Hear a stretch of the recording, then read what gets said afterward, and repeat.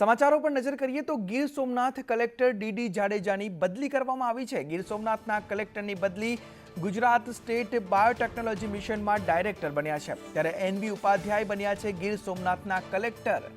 NV Upadhyay હાલ સહકાર વિભાગના રજિસ્ટ્રાર છે, તે ગીર સોમનાથના કલેક્ટર બનાવવામાં આવ્યા છે। જૂનાગઢના ડીડીઓ નીતિન સાંગવાનની પણ બદલી કરવામાં આવી છે।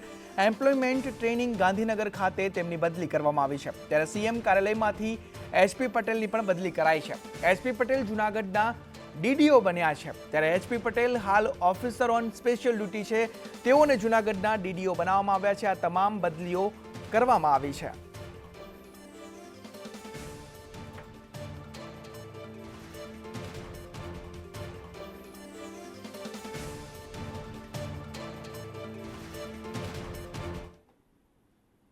વાત સુરતની કરીએ તો સુરતમાં ડોક્ટરની ભૂલના કારણે દર્દીનું મોત થયું તેવું પરિવારજનો આક્ષેપ લગાવી રહ્યા છે।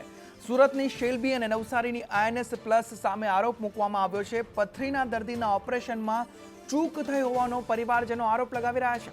ત્યારે ઓપરેશન બાદ દર્દીને ગેંગ્રીન થવાથી તેનો પગ પણ કાપવો પડ્યો હતો। ત્યારે સારવાર દરમિયાન તે દર્દીનું મોત નીપજ્યું છે। કૌશિક પટેલ નામના જે દર્દી હતા તેનું મોત નીપજ્યું છે।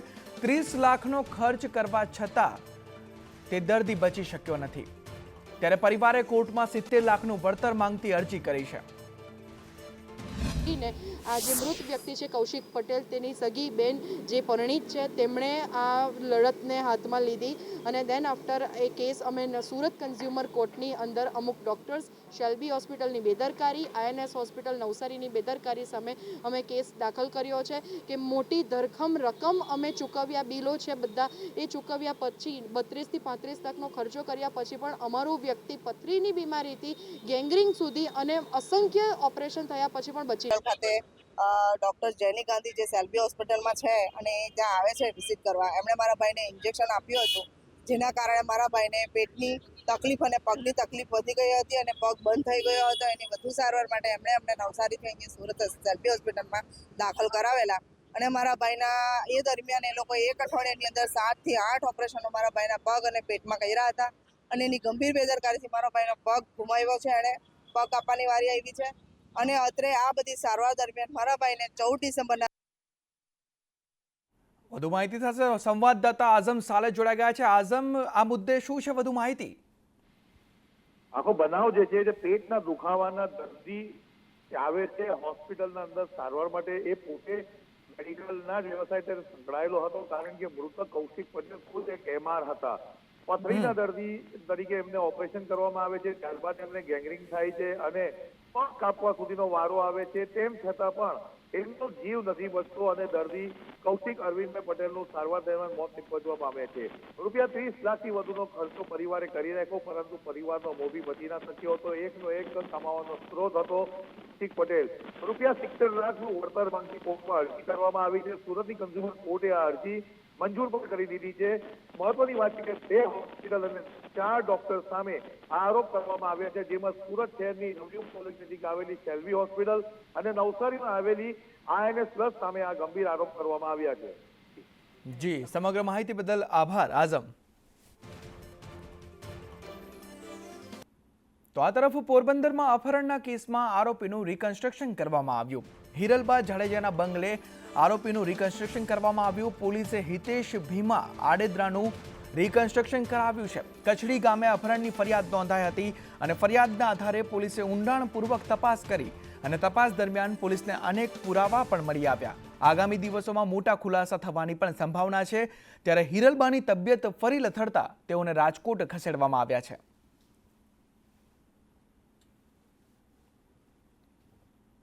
વાત ભરૂચની કરીએ તો ભરૂચના વાગરામાં ખાણ ખનીજ વિભાગે સપાટો બોલાવ્યો છે। કડોદરા વજાપરામાં ગેરકાયદે માટી ખનન ઝડપાયું છે। 4 ટ્રક સહિત 2.10 કરોડનો મુદ્દામાલ જપ્ત કરવામાં આવ્યો છે। ખાણ ખનીજ વિભાગે કડોદરા અને વજાપરામાં આ ગેરકાયદે માટી ખનન ઝડપાયું છે, જેમાં મોટો મુદ્દામાલ 2.10 કરોડનો મુદ્દામાલ જપ્ત કરવામાં આવ્યો છે ખાણ ખનીજ દ્વારા।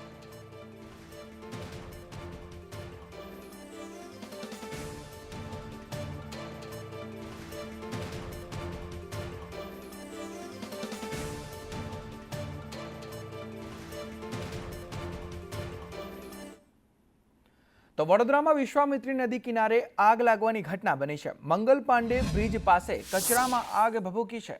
ફાયર વિભાગના આગને કાબૂમાં લેવા પ્રયાસ પણ ચાલી રહ્યા છે, ત્યારે કચરાના ઢગલામાં આગ લાગવાની ઘટના બની છે વિશ્વામિત્રી નદીના કિનારે. આપ આગના દ્રશ્યો જોઈ શકો છો. આ કચરામાં લાગેલી આગ છે, તેમાં પણ ધુમાડાના ગોટે ગોટા પણ આપ દ્રશ્યોમાં જોઈ શકો છો. ત્યારે ફાયર વિભાગ હાલ ઘટના સ્થળે પહોંચ્યું છે અને આગને કાબૂમાં લેવા પ્રયાસ પણ ચાલી રહ્યા છે.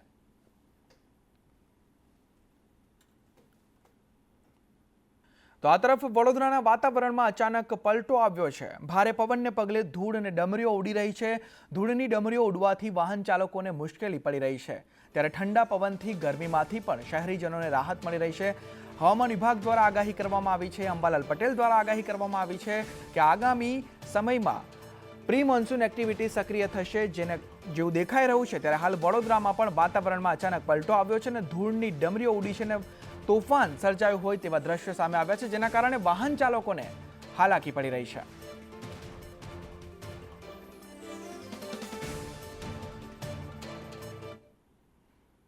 તો હવામાન વિભાગની આગાહીને પગલે ઓખામાં એલર્ટ આપવામાં આવ્યું છે. કોસ્ટગાર્ડના જવાનોએ માછીમારોને ચેતવણી આપી છે કે માછીમારોને દરિયાકાંઠે ન જવા સૂચના આપવામાં આવી છે. ત્યારે સમુદ્રમાં જહાજ દ્વારા માછીમારોને આ સૂચના આપવામાં આવી છે કે દરિયાકાંઠે ન જાય, કેમ કે હવામાન વિભાગે આગાહી કરી છે કે આગામી સમયમાં પ્રી મોન્સૂન એક્ટિવિટી સક્રિય થશે.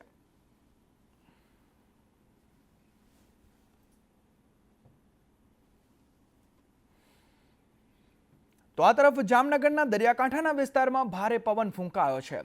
જોડિયા, લીંબુડા, હરિયાણામાં પવન સાથે આંધી જેવો માહોલ સર્જાયો છે. ભારે પવન ફૂંકાઈ રહ્યો છે જામનગરના દરિયાકાંઠાના વિસ્તારમાં. ત્યારે કુન્નડ ગામ સહિતના વિસ્તારમાં પણ ભારે પવન સાથે આંધી જેવો માહોલ સર્જાયો છે. જામનગરના દરિયાકાંઠાના વિસ્તારોમાં હાલ ભારે પવન ફૂંકાઈ રહ્યો છે, જેના દ્રશ્યો પણ સામે આવ્યા છે.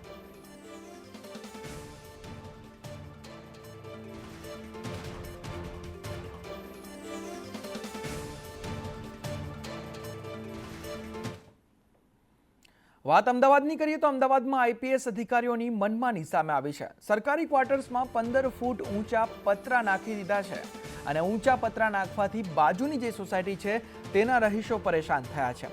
ગુજરાત હાઉસિંગ સોસાયટીના રહીશોનો આરોપ છે કે હવા ઉજાસ બંધ થઈ ગયો છે અને આંબાવાડીમાં આઈપીએસ ક્વાર્ટર્સ જે આવેલા છે તે અંગે એએમસીની મંજૂરી પણ ના લીધી હોવાનો આક્ષેપ સ્થાનિકો કરી રહ્યા છે, બાજુની સોસાયટીવાળા કરી રહ્યા છે. અને તેઓનું કહેવું છે કે આ મુદ્દે જો જરૂરી પગલાં નહીં લેવામાં આવે તો તે ઉગ્ર આંદોલનની ચીમકી પણ ઉચ્ચારી રહ્યા છે, અને જેના કારણે પતરા બાંધવાના કારણે તે લોકોના હવા ઉજાસ બંધ થઈ ગયા છે. આંબાવાડીમાં આવેલા નવા આઈપીએસ ક્વાર્ટરની બાજુમાં દલિત સમાજની એક સોસાયટી છે. આ સોસાયટીની બાજુમાં જે આઈપીએસ ક્વાર્ટર બન્યા છે તે આગળ મોટા મોટા પતરાના શેડ ઊભા કરવામાં આવ્યા છે, અને જેને લઈને જે લોકોના ઘર છે તેમાં હવા ઉજાસ બંધ થઈ ચૂકી છે. બારીઓમાંથી હવા ઉજાસ જવાની બંધ થઈ છે, તેને લઈને અત્યારે લોકોમાં એક પ્રકારનો રોષ છે. આપણે લોકો સાથે સીધી વાત કરીશું, શું એમની ઘટના છે. ભાઈ, શું આખો મુદ્દો છે તમારો? એકચ્યુઅલી આ વાલ્મીકી સમાજની 60 વર્ષ પહેલાંની સોસાયટી છે. અમારી બાજુમાં જ એકદમ આઈપીએસ ક્વાર્ટર્સ ઊભા કરવામાં આવે છે છેલ્લા 1.5-2 વર્ષથી. હવે આ છેલ્લા પરિસ્થિતિ છેલ્લા 1 મહિનાથી ઊભી થઈ છે કે અમારી કોમન દિવાલના આઈપીએસની કોમન દિવાલ એક જ છે, પહેલાંથી ઉપર જ છે, પણ આ છેલ્લા 15-20 દિવસથી આ લોકો 20-20 ફૂટના ઊંચા પતરા નાખી રહ્યા છે. અમે એ વખતે મૌખિક રજૂઆત જે તે અધિકારીને કરેલી કે ભાઈ આ ખોટું થઈ રહ્યું છે. આ વાલ્મીકી સમાજની સોસાયટી છે, સફાઈ કામદારો રહે છે અહીંયા. સવાર ઉઠીને 7 વાગે ઉઠીને ધૂળ ખાતો હોય, સફાઈનું કામ કરતો હોય, અને એને સ્વાસ્થ્યને નુકસાન થયું છે, કારણ કે હવા ઉજાસ ક્યાંથી રહેશે, શ્વાસ ક્યાંથી લેશે. પણ અમને ખબર ના પડી અને એકદમ 20 ફૂટના પતરા ઊભું કરવાનું કામગીરી ચાલુ કરી દીધી આ લોકોએ. મારે એ તંત્રને પૂછવું છે કે ભાઈ આ સમાજ ત્રાસવાદી છે? આઈપીએસ કોર્ટ આ લોકો જોડે કંઈ અચૂકતું કરવાના છે, એના કારણે પત્ર ઊભા કર્યા છે. તો પછી આ બધા કેટલા અકળાઈ જાય આ ગરમીમાં, આવા તાપમાં, સખત તાપમાં બધા અકળાય છે. ગરમીથી છોકરા બાળકો રહેતા નથી, તો અમારે શું કરવાનું? આ કેટલા બીજા માળ સુધી છેક પતરા ખેંચી લીધા. પહેલા વાયરિંગ લગાવ્યા, પહેલા કોટ કરાયા, કોટ પછી લોખંડના વાયરિંગ લગાવ્યા, વાયરિંગ કાઢી નાખ્યા અને હવે પતરા કરી દીધા. એટલે એ તો દલિત સમાજ માટે બહુ જ ખોટું આ કહેવાય. કેમેરામેન કુંતલ મહેતા સાથે જયંતિ ચૌધરી, સંદેશ ન્યૂઝ, અમદાવાદ. વાત અમદાવાદની જ કરીએ તો અમદાવાદમાં મહાનગરપાલિકાની આરોગ્ય ડ્રાઈવ જોવા મળી છે. એક માસમાં 306 એકમોમાં તપાસ કરવામાં આવી અને 108 એકમોને નોટિસ પણ ફટકારવામાં આવી છે. 75,000નો દંડ વસૂલવામાં આવ્યો છે અને 239 કિલો ખાદ્ય પદાર્થનો નાશ પણ કરવામાં આવ્યો છે. 108 લારી ગલ્લા પર આ તપાસ કરવામાં આવી હતી. મહાનગરપાલિકાની આરોગ્ય ડ્રાઈવ, જેમાં આ કાર્યવાહી આરોગ્ય વિભાગ દ્વારા કરવામાં આવી છે. 108 લારી ગલ્લા પર તપાસ કરવામાં આવી છે.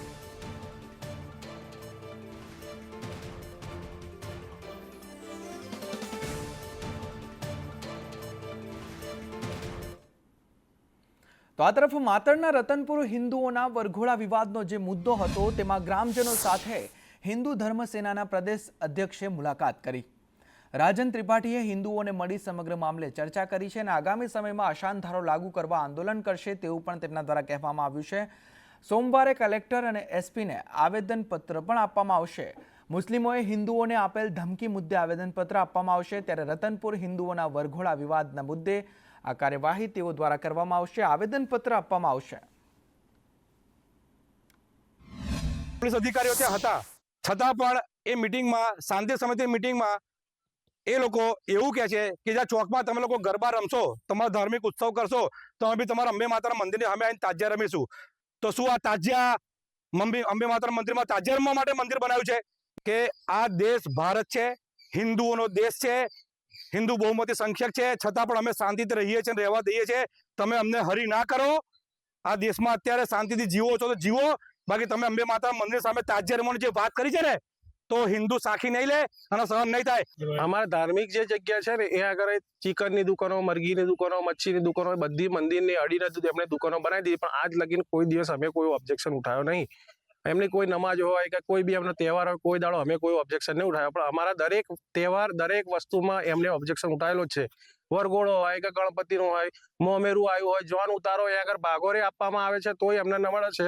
મસ્જિદની જેવી જ એ લોકો અજાન ચાલુ કરે એટલે અમારા ડીજે હોય કે ગમે તે હોય એ લોકો બંધ કરાવી દે છે. જો ગામમાં એક આંગણવાડી વત્તા આરોગ્ય ખાતામાં અને જે પણ કઈ બીજી સંસ્થાઓ છે, એમાં આ લોકો કોઈ અમારા તો અંદર કોઈ એન્ટર થવા દેતા જ નથી. આવી બધી ઘણી બધી મુશ્કેલીઓ છે. બીજું કે અમારા મકાનો જે આ લોકો એવી રીતે એમ કે છે કે ભાઈ પહેલા અમારી જમીનો એવું કે ભાઈ સ્કૂલ બનાવી છે, આ રીતે એ રીતે ઊંધી રીતે લઈ લીધી આ લોકો. એમ સભ્યપદ હોય એ 10-10ની ટીમો હોય તો મુસ્લિમો છે, હિન્દુઓ કોઈ નથી. અહીં પણ ડેરી પણ જોઈ લો, ડેરીમાં પણ એ લોકો છે. સામે આપણે સમેટી છે, જ્યાં પંડિત દીનદયાળ ગ્રાહક જે ભંડાર છે, એમાં પણ એ લોકો બેસે છે. હિન્દુઓ પણ કોઈ નહીં. હું તો કહું છું, ગામના જ અમુક લુખ્ખા દલાલોના કારણે આ જમીનો અમારી વેચવા માંડી છે અને બહારના લોકો રાજ કરવાના છે. બરાબર, આ 5 વર્ષ જમી જાવ પછી હિન્દુનું એક ઘર જોવા નહીં મળે. એ પ્રસંગ દરમિયાન અમારો માજી સરપંચ છે રતિભાઈ કરી, અને એમને ત્યાં માતાજીનો પ્રસંગ હતો. એ દિવસે વરઘોડો નીકળ્યો અને વરઘોડાની અંદર જ્યારે ત્યાં ભાગોળે એમની ગાડી, ડીજેની ગાડી ઉતારી અને ગરબા ગાવાના શરૂ કર્યા. ત્યાં એ લોકોએ આ બિસ્મિલ્લાહ કરીને, સરપંચ છે, માજી સરપંચ અત્યારે હાલ હોદ્દા ઉપર છે નહીં, એને કંઈ ગમે તે જાતની ગાળો બોલવા મળ્યો એમની ભાષામાં, અને આ જાતનું. તો આ તરફ નવસારીમાં ગેરકાયદે ઝીંગા તળાવ ઉપર તવાઈ કરવામાં આવી. જલાલપોર તાલુકાના કરાળી ગામ નજીક આ કાર્યવાહી હાથ ધરવામાં આવી. 4 જેટલા ગેરકાયદે તળાવ ઉપર કાર્યવાહી કરવામાં આવી છે. નેશનલ ગ્રીન ટ્રિબ્યુનલના હુકમ બાદ આ કાર્યવાહી કરાઈ છે. એનજીટીના હુકમ બાદ ગેરકાયદે તળાવ જે હતું તે તળાવને દૂર કરવામાં આવ્યું છે. એનજીટીએ હુકમ કર્યો તે બાદ ગેરકાયદે તળાવ ઉપર કાર્યવાહી હાથ ધરવામાં આવી છે. ગેરકાયદે ઝીંગા તળાવ છે તેને દૂર કરવામાં આવ્યું છે.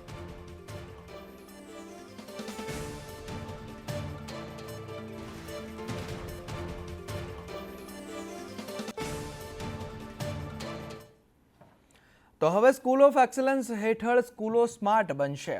Smart class, computer lab, digital સુવિધા મળશે. 515 ગ્રાન્ટેડ પ્રાથમિક શાળાઓનો તેમાં સમાવેશ કરવામાં આવશે. ત્યારે 90થી ઓછી વિદ્યાર્થીઓ ધરાવતી સ્કૂલોમાં આ સુવિધા ઉપલબ્ધ કરાવવામાં આવશે, જેમાં 1212 ગ્રાન્ટેડ સ્કૂલોમાં ડિજિટલ સુવિધા મળશે. હવે માધ્યમિક અને ઉચ્ચતર માધ્યમિક શાળામાં આ સુવિધા ઉપલબ્ધ કરાવવામાં આવશે.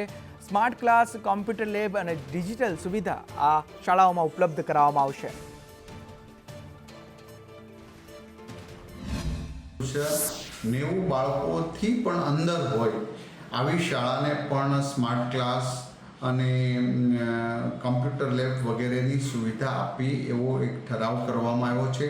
ગુજરાતમાં 515 ગ્રાન્ટેડ પ્રાથમિક શાળા અને 1212 ગ્રાન્ટેડ માધ્યમિક અને ઉચ્ચ માધ્યમિક શાળાઓને આ સુવિધા પ્રાપ્ત થશે.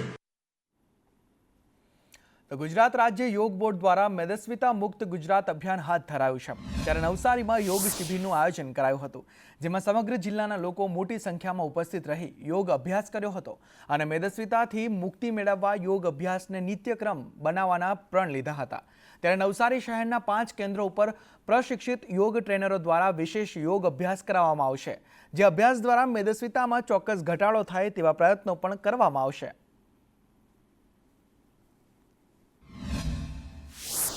और गुजरात राज्य योग बोर्ड इस अभियान को पूरे गुजरात में चला रहे हैं और हम पिछले 2 दिनों से नवसारी जिले में हैं. स्वस्थ कैसे बने, मोटापा से मुक्त कैसे हों, ये योग में अलग अलग बहुत सारी क्रियाएं हैं. तो आज हमने लोगों को बताया है कि मोटापा से मुक्त होना है तो 2 काम करने पड़ेंगे. एक हमें योग करना पड़ेगा और दूसरा हमारी डाइट को ठीक करना पड़ेगा, डाइट को बैलेंस करना पड़ेगा. 5 जग्या ઉપર મેદસ્વીતા મુક્ત અભિયાનના કેમ્પ ચાલે છે, જેમાં નવસારી મહાનગરપાલિકા અને ગુજરાત રાજ્ય યોગ બોર્ડ મળીને આ 5 સ્થળો પર યોગ કરાવશે. નિઃશુલ્ક યોગ કક્ષા ચાલશે. જે અમે જે અભિયાન લઈને ચાલીએ છીએ તો 50% લોકો મેદસ્વીતા मुक्त अभियान में जोड़ाए और इससे योग करने से काफ़ी अच्छा होता है, क्योंकि हमारे शरीर में जो है वो काफ़ी ज़्यादा हमारे लिए हेल्पफुल है. और इस शिविर से जुड़ने से मुझे एक समस्या और आई है कि आज के बढ़ते आबादी में जो मोटापा बढ़ रहा है उसको काफ़ी हद तक कम किया जा सकता है. जो हमारे बीपी, शुगर, थायराइड जैसी बीमारियां हैं अन्य, वो बहुत कम हो सकती हैं. અને એ બધુંમાં આપણે પોતાના માટે અડધોથી પોણો કલાક કાઢવો જોઈએ અને યોગ પ્રાણાયામ કરવા જોઈએ. આપણી જીવન શૈલીને સુધારવી જોઈએ, આહાર વિહાર સુધારવો જોઈએ. જ્યારે આપણે આપણી લાઈફસ્ટાઈલને સુધારશું, આપણું ભોજન સુધારશું, તો ઓટોમેટિકલી આપણે મેદસ્વીતામાંથી બહાર આવી જઈશું. હું મેદસ્વીતાથી બહુ પરેશાન હતી. જ્યારે હું યોગ ક્લાસ જોઈન કર્યા ત્યાર પછી સૂર્ય નમસ્કાર, અનુલોમ વિલોમ, પ્રાણાયામ એ બધું કર્યા પછી મને થોડો ખાસો ફરક લાગ્યો અને મને બોડીમાં મેં ડિપ્રેસ હતી પહેલાં યોગ ક્લાસ જોઈન કરવા પહેલાં. અત્યારે યોગ કર્યા પછી મેં એટલી ફ્રીલી એકદમ રિલેક્સથી એમ કંઈ પણ હું કાર્ય કરું ને તો થઈ જાય છે. આજે મેદસ્વીતા એ માત્ર એક વ્યક્તિનો પ્રોબ્લેમ નથી, એ સમગ્ર ગુજરાત, ભારત વર્ષ અને વિશ્વનો પ્રોબ્લેમ છે. આ મેદસ્વીતા યોગના માધ્યમથી આપણે નિવારી શકીએ છીએ. મિત્રો, યોગ એ આપણું કલ્ચર છે, જે પ્રાચીન પ્રણાલી છે કે જેના થકી આપણે શરીર અને મનને ફિટ રાખી શકીએ છીએ, કે જેના થકી આપણે આપણું સ્વસ્થ અને તંદુરસ્ત જીવન જીવી શકીએ છીએ. તો ઓલપાડમાં રાજ્યમંત્રી મુકેશ પટેલના હસ્તે પ્રમાણપત્ર અને ભજન મંડળીઓને સંગીત સાધનોનું વિતરણ કરવામાં આવ્યું હતું. આ સાથે વહીવટીતંત્રએ અનુસૂચિત જનજાતિ જન્મ મરણ નોંધણી ઝુંબેશ હાથ ધરી હતી, જેમાં શ્રેષ્ઠ કામગીરી કરનાર તલાટીઓનું મંત્રીના હસ્તે સન્માન કરાયું હતું. ખાસ ઝુંબેશ હેઠળ ઓલપાડ તાલુકાના 108 ગામોમાં ડોર ટુ ડોર સર્વે કરી જન્મ મરણની નોંધણી ન થઈ હોય તેવા હળપતિ સમાજના 545 લોકોની ઓળખ કરવામાં આવી હતી અને જન્મના વર્ષો બાદ જન્મનો દાખલો કઢાવવા 5 થી 10 હજારનો ખર્ચ થતો હોય છે, પરંતુ તંત્રની પહેલથી આજે ઘર આંગણે પ્રમાણપત્રો અપાયા છે. આ સાથે આવનાર સમયમાં વારસાઈ કરાવવા માટેની ખાસ ઝુંબેશ યોજાશે. વર્ષોથી એ લોકોની અંદર અજ્ઞાનતાના અભાવે ઓલપાડ તાલુકાની અંદર 108 ગામની અંદરથી આવા 545 જેટલા લાભાર્થીઓ શોધી નાખ્યા હતા અને એને તમે જુઓ છો કે 1963માં જન્મેલા એનો 72 વર્ષ પછી એને આજે જન્મનો દાખલો મળે છે. એક 1953માં જન્મેલા એમને 72 વર્ષ પછી જન્મનો દાખલો મળે છે. તો આ તરફ ગાંધીનગર સચિવાલયમાં પક્ષીનું રેસ્ક્યુ કરવામાં આવ્યું છે. સચિવાલયના બ્લોક 1ની બહારની દિવાલમાં કાબર ફસાયો હોવાની ફાયર બ્રિગેડને જાણ કરવામાં આવી હતી, જે બાદ ફાયર વિભાગની ટીમે ઘટના સ્થળે પહોંચી પક્ષીનું દિલ ધડક રેસ્ક્યુ કર્યું હતું અને ફસાયેલા પક્ષીને બચાવીને પ્રાથમિક સારવાર પણ આપવામાં આવી હતી. તો આ તરફ એટીએસ મૌલવી મોહમ્મદ ફઝલને લઈ અમદાવાદ પહોંચી. મૌલવી મોહમ્મદ ફઝલ શેખની પોલીસે અટકાયત કરી. અમરેલીના ધારીમાં મૌલવીનું પાકિસ્તાન કનેક્શન સામે આવ્યું હતું. મોબાઈલમાં તપાસ બાદ મોટા ઘટસ્ફોટની શક્યતા છે. પાકિસ્તાન અને અફઘાનિસ્તાનના વોટ્સએપ ગ્રુપ મળી આવ્યા છે તેના મોબાઈલમાંથી. ત્યારે વોટ્સએપ ટેલિગ્રામ ગ્રુપમાં મૌલવીની શંકાસ્પદ ભૂમિકા પણ જોવા મળી રહી છે.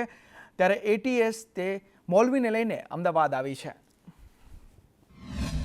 દાખલાના આવેલા છે. એમના ફોનની તપાસ કરતાં એમના ફોનમાં અફઘાનિસ્તાન અને પાકિસ્તાનમાં રહેલા વોટ્સઅપના ગ્રુપો છે એમનામાં એ જોડાયેલા છે. તો એમનો ફોન મળી આવેલા છે. એમની જોડે જ્યારે એમને પહેલાં પૂછપરછ કરવામાં આવી હતી ત્યારે આધાર કાર્ડ સિવાય એમની પાસે કોઈ આઈડેન્ટિટી અથવા સિટીઝનશીપના પ્રૂફ નહોતા. જે અત્યારના જોતા એમની પાસેથી એમના પાસપોર્ટ અને એક બીજા ડોક્યુમેન્ટ છે મળેલા છે, જેમની ખરાઈ પણ અત્યારના ચાલુ છે. વોટ્સઅપ ગ્રુપોમાં એ બીજા જે પાકિસ્તાન અને અફઘાનિસ્તાનના છે વોટ્સઅપ ગ્રુપોમાં જોડાયેલા છે એમની પણ માહિતી મંગાવવામાં આવેલી છે. અને આગળ જે ફોન છે એ ટેકનિકલની જે ટીમ છે એમને મોકલવામાં આવેલું છે. એમણે બીજી કઈ જગ્યાએ રહેલા હતા અને એમણે શું પ્રવૃત્તિ કરી છે એ જેમ તપાસ આગળ વધશે એમ ખબર પડતી જશે. પહેલગામના હુમલાને લઈ અને અમરેલી પોલીસ પણ સતર્કમાં આવી છે અને જુદી દિશાઓમાં તપાસ કરી રહી છે. ત્યારે ગઈકાલે અમરેલી જિલ્લાના ધારી તાલુકાના હિમખીમડી ગામે ચાલતા મદરેસાની અંદર એક મૌલવી કે જેનું નામ છે મોહમ્મદ ફઝલ શેખ, કે તેમની પૂછપરછ કરવામાં આવી હતી. તેમના મોબાઈલમાં પાકિસ્તાન અને અફઘાનિસ્તાનના કનેક્શનો મળતા પોલીસોએ વધુ તપાસ હાથ ધરી હતી અને મોબાઈલ જે છે તે ATSને મોકલવામાં આવ્યો હતો અને કેટલાક કનેક્શનો મળ્યા હોવાની વાતને આધારે આજે વહેલી સવારે SOG ATS તરફ આ આરોપીને લઈ ગઈ છે અને વધુ પૂછપરછ હાથ ધરી છે. સૂર્યકાંત ચૌહાણ, સંદેશ ન્યૂઝ, અમરેલી.